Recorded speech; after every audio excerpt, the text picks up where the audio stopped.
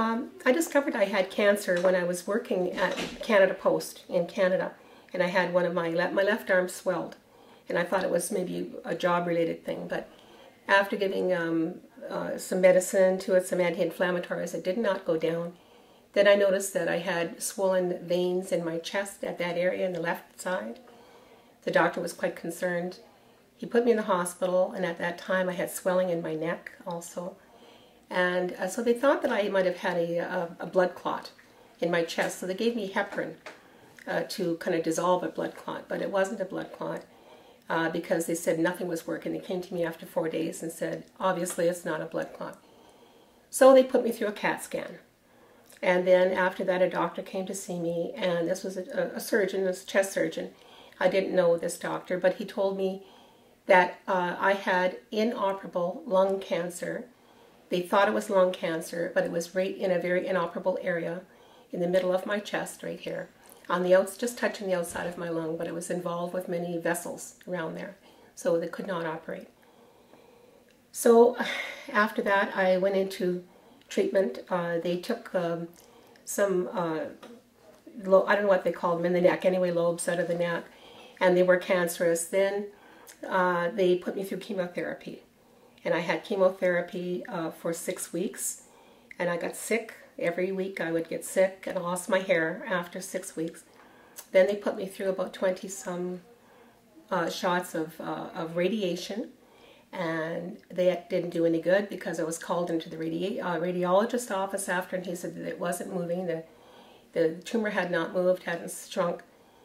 My own oncologist said that the chemotherapy wasn't working.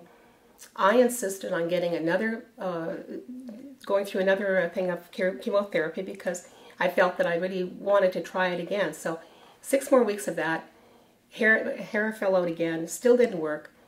The final diagnosis at the end of that was that I had adenocarcinoma of the lung, large cell, and it was not responding to any treatment at all.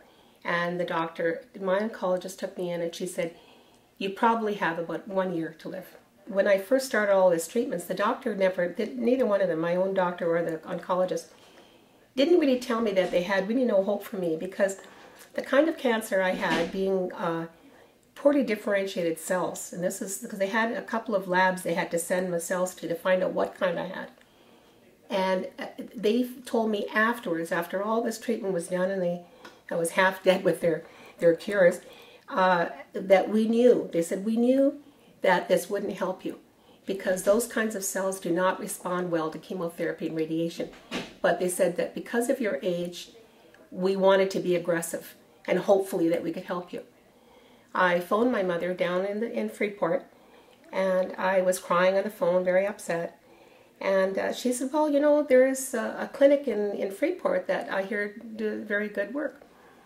And I said, but what would they know down there on that little island? I was very skeptical, that we don't know in Canada or United States. And she said, well, all I know is that there's been some good work coming out of there. So I decided to come down to Freeport, mainly for a holiday and to see my parents, I thought maybe for the last time, and spend some money because I was dying. And at the same time, I came to see Dr. Clement, who was the head of that clinic at that time.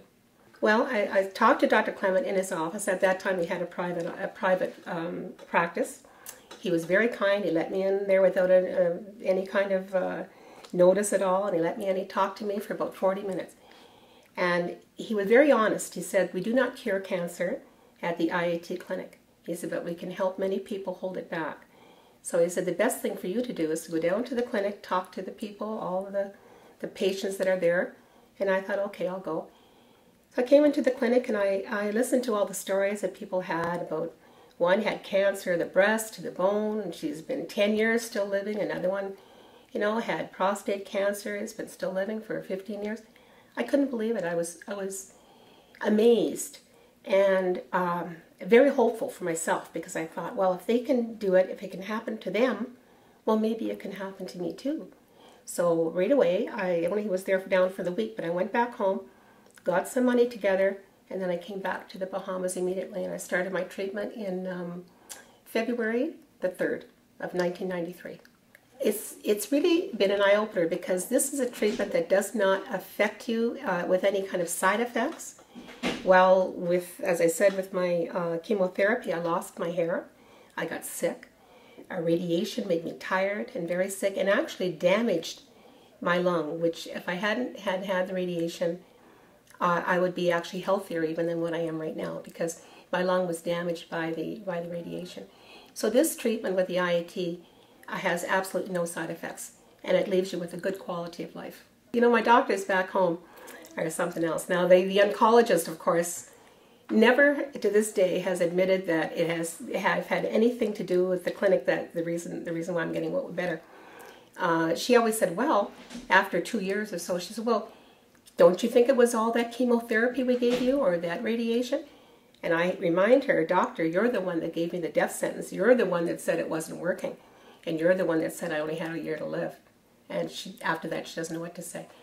My own family doctor, he doesn't know what to think, but he sees the results, and he always thinks, well, you can't argue with results. I always tell him, why don't you go down to the clinic in Bahamas for a vacation? I said, and talk to the doctors down there. I said, they'll show you around, and then you'll know why I'm getting better. Well, the results of my treatment at the IAT is this, that after less than the first year of treatment, I went for a CAT scan at home, and that the tumor that I had in my chest had disappeared. It had gone, and all I had left was scar tissue. And since then, after numerous x-rays and CAT scans, it has never ever come back in all of these 18 years. So I have no recurrence of my disease.